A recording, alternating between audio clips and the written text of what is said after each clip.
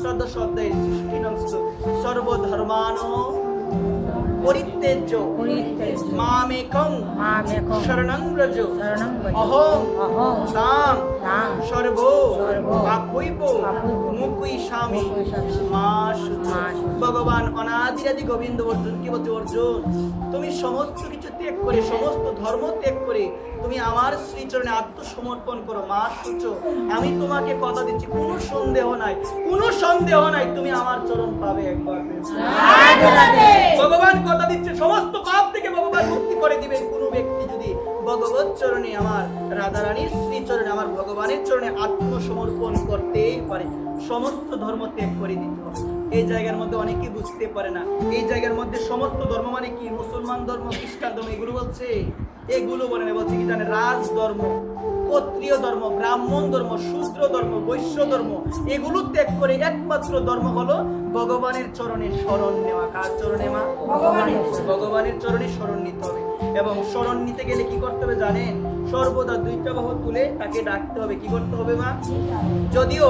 যদিও শাস্ত্র বলে দুই বাহু তুললে কিন্তু আত্মসমর্পণ হয় না। আত্মসমর্পণ বিষয়টি হলো নিজের মনের। কিসের বিষয় মা?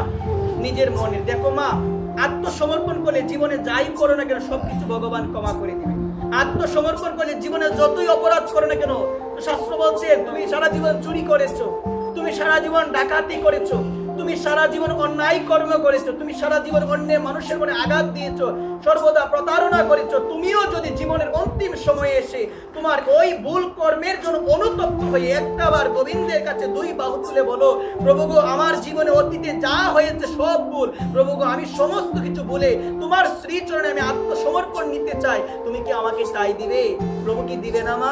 প্রভু অবশ্যই দিবে। এ করতে বলছেন, চোরও যদি আমার কাছে আত্মসমর্পণ করে, সেই চোরকেও আমি আত্মসাৎ করে নিয়ে একবার তাকেও আমি উদ্ধার করি। আমি মায়েদের শ্রী চরণ কমলে অনুরোধ করে বলবো, অনুরোধ করে একটাই কথা বলো, প্রভুকে ডাকো, প্রভুকে একটাই কথা বলো, জীবন বেলা শেষের পথে নামা। ওই ভাগবত আসলে আমরা যারা আসি, বিশেষ করে আমাদের কিন্তু অনেক বয়স হয়ে গেছে কি হয় নাই? ইয়াং খুব কম না, ইয়াং, চুল পেকে যাচ্ছে, চোখে দেখতে পাই না, চশমা দিতে হয় কি? তারপর বলছেন হাতের চামড়া নরম হয়ে গিয়েছে, আগের মতো শক্তি পাই না। এগুলো কিসের লক্ষণ? এগুলো হচ্ছে তোমার অন্তিম সময় উপস্থিত হচ্ছে। তুমি একটাবার সজাগ হও, একটাবার প্রভুর দিকে মনোযোগ দাও, প্রভুকে বলো, প্রভু গো আমার সংসারের ভালোবাসা শেষ হয়ে যাচ্ছে, আমার সংসারে যে এতদিন শক্তি ছিল ওই শক্তিটাও আমার নষ্টের দিকে। এখন প্রভু আমি কি করব? শাস্ত্র জানিয়ে দিল, ভাগবত জানিয়ে দিল, এখন তোমার করণীয় হলো সব কিছু ত্যাগ করে দিয়ে প্রভুর শ্রীচরণে চলে আসো, প্রভুই তোমাকে গ্রহণ করে নিবে একবার। এই কারণে আজকের ভাগবত পাঠ এখানে বিশ্রাম দিব।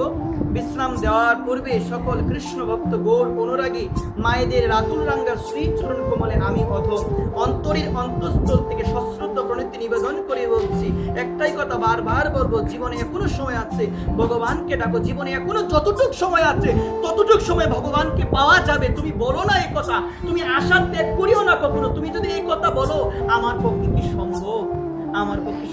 তাহলে যুদ্ধে নামার আগেই তুমি পরাজয় স্বীকার করে নিয়েছো। আমার বিনোদ বাবা, পরম পূজ্য বাবাজি মহারাজ, বৃন্দাবনের অন্যতম বৈষ্ণব, সেই বাবাজি মহারাজ একটা কথা বলে, এখনো সময় আছে, পাবে। রাধারানীকে বলো, রাধারানী আমি ভুল করেছি, কিন্তু তুমি তো করুণাময়ী, আমাকে সমস্ত ভুল থেকে আমাকে মুক্ত করে দিয়ে তোমার শ্রীচরণে করুণা করে টাই দাও একবার। তুমি করুণাময়ী, তুমি পতিত পাবনী, তুমি আমাকে টাই দাও, কারণ শাস্ত্র বলছে তুমি করুণাময়ী, তোমাকে কৃপা করতেই হবে। তুমি করুণাময়ী, তোমাকে কৃপা করতে হবে। তুমি পতিত পাবন, ভগবান তোমাকে উদ্ধার করতে হবে। যদি তুমি উদ্ধার নাই করো, শাস্ত্র কেন বললো তুমি পতিত পাবন? ওই কথাটা বিশ্বাস সহকারে বলে, কোনো পাপ সময় আছে, কিন্তু কথাগুলো ধরে রাখতে পারি না।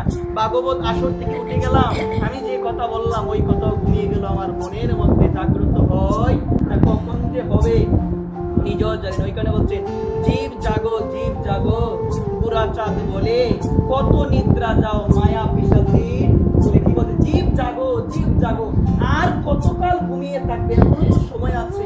ওই কারণে তো মহর্ষি মোহন দত্ত গেয়ে গিয়েছেন, আর কতকাল রবে ভবে, আর কি মানব জনম হবে, দেহ তাকিতে চেতন রে মন, অমন একবার হরি হরি বল।